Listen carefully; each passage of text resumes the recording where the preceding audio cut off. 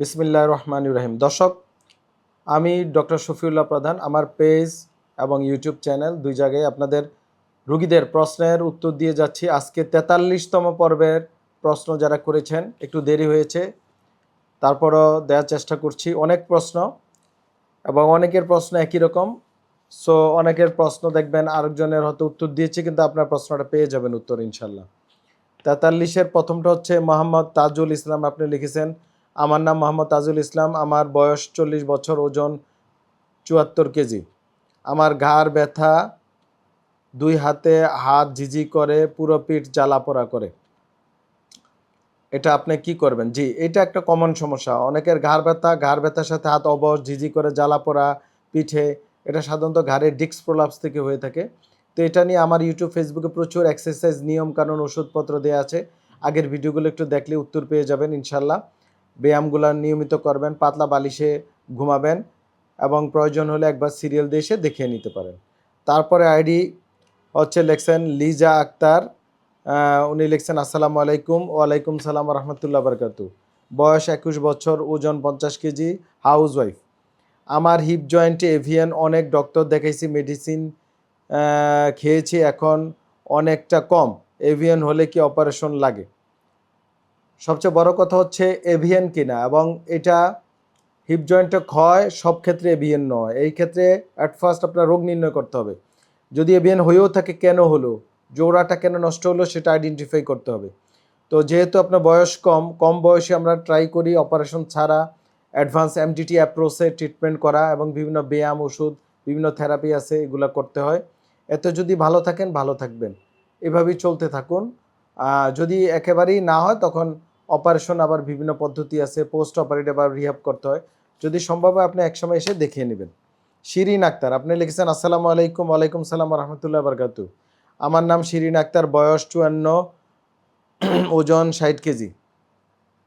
2017 সাল থেকে হাইপোথাইরয়েড, 20 সাল থেকে সুগার 6.5 থাকে গড়ে, বেশ cover frozen shoulder, tennis elbow হয়েছে, এখন ভালো আছে আলহামদুলিল্লাহ।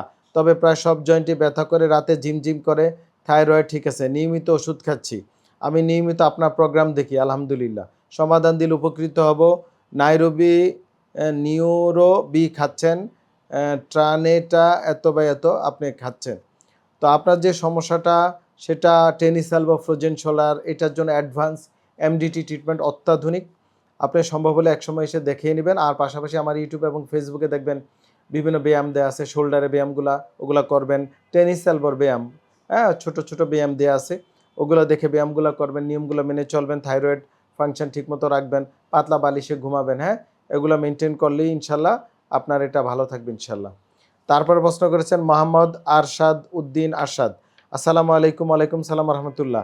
আমি আরশাদ উদ্দিন, বয়স 30, পেশা মোটর কাজ করেন। আমি দুবাই আছি। আমার প্রথমে কোমর ব্যথা ছিল, পরে ব্যথাটা পায়ের দিকে চলে যেত। এখানে ডাক্তার অপারেশনের জন্য বলেছে, আমি বুঝে করে ফেলেছি L5S1-এ, কিন্তু ব্যথা কমছে না। ইন্না লিল্লাহি ওয়া ইন্না ইলাইহি রাজিউন। মানে অপারেশনের পরও আপনার ব্যথা কমছে না, L5S1-এ ডিস্কের সমস্যা। আগের চেয়ে ব্যথা বেশি করে, 24 ঘন্টা ব্যথা করে, বেশা সময় দাঁড়িয়ে থাকতে পারি না, বসে থাকতে পারি না। এখন আমি কি করব? আপনি তো সুস্থ হতে পারবেন কিনা এই কথা লিখছেন, এবং 4 জানুয়ারি 2026 আপনি অপারেশন করেছেন। যেহেতু অপারেশন করেই ফেলেছেন, এখন যেটা করতে হবে, অপারেশন যে ডাক্তার করেছে ওনাকে ফলো আপ করবেন, দেখাবেন।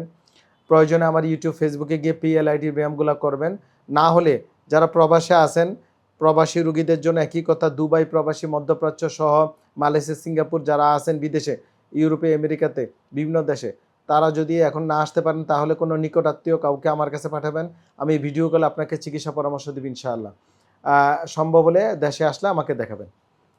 তারপরে প্রশ্ন মোহাম্মদ আলী নূর, আপনি লেখছেন আলী নূর ইসলাম নাম, বয়স 21, ওজন 58 কেজি, পেশা বর্তমানে বেকার, সমস্যার কারণে কাজ করতে পারেন না, কষ্ট হয়। আমার কোমরে 2 বছর আগে ভারী কাজ করতে গিয়ে কোমরে ব্যথা, 2 বছর ধরে। সামনে ঝুঁকতে গেলে প্রচণ্ড ব্যথা করে, কোমর ছিঁড়ে যায়। বেশিক্ষণ হাঁটা চলাফেরা করতে গেলে কোমর হালকা ভাব হয়, উঠা বসা করতে কষ্ট হয়। অনেক ডাক্তার দেখেছি, কখন কোনো কাজ হয় না, এখন কি করব? জি, আমি আলী নূর সাহেব, আসলে এটা অনেক রুগীরই একই প্রবলেম। কোমর ব্যথা পায়ে যায়, জ্বালাপোড়া করে, অনেকের পিঠের ব্যথা, অনেকে তলপেটে ব্যথা যায়, অনেকে বিভিন্ন প্রস্রাবের রাস্তায় ব্যথা যেতে পারে। তো আপনার ক্ষেত্রে আপনাকে যেটা বলবো, আপনি একসময় সিরিয়াল দিয়ে এসে আমাকে দেখাবেন এবং আমার ইউটিউবে ফেসবুকে বিভিন্ন ব্যায়ামগুলো আছে, এগুলো করবেন, নিয়মগুলো মানতে হবে, আর্গোনমিক মানতে হবে। যারা কোমর ব্যথা রোগী তাদের জন্য আমি বারবার বলি বসা, ঠিকমতো বসতে হবে, ঠিকমতো পানি খেতে হবে, ঘুমাতে হবে, ঠিকমতো পর্যাপ্ত ঘুমাতে হবে, পাতলা বালিশে ঘুমাতে হবে, ভারী কাজ করতে সাবধান, সামনে ঝুঁকে ভারী কাজ করতে সাবধান, মাঝে মাঝে সাঁতার কাটতে হবে, হাঁটা চলাফেরা করতে হবে, তাহলে আপনারা ভালো থাকবেন। আরও অনেক প্রশ্ন আসছে, ভিডিও অনেক বড় হয়ে যায়। ইনশাল্লাহ আপনারা 44তম পর্বে যাদের প্রশ্ন বাকি আছে তাদের প্রশ্নের উত্তর দিব এবং আপনারা সেখানে আবার ডিটেলস প্রশ্ন করবেন। সবাই ভালো থাকবেন। আসসালামু আলাইকুম রহমতুল্লাহ বারকাতুহু। ডিপিআরস লিমিটেড, আস্থা, বিশ্বাস ও নির্ভরতায় অবিচল।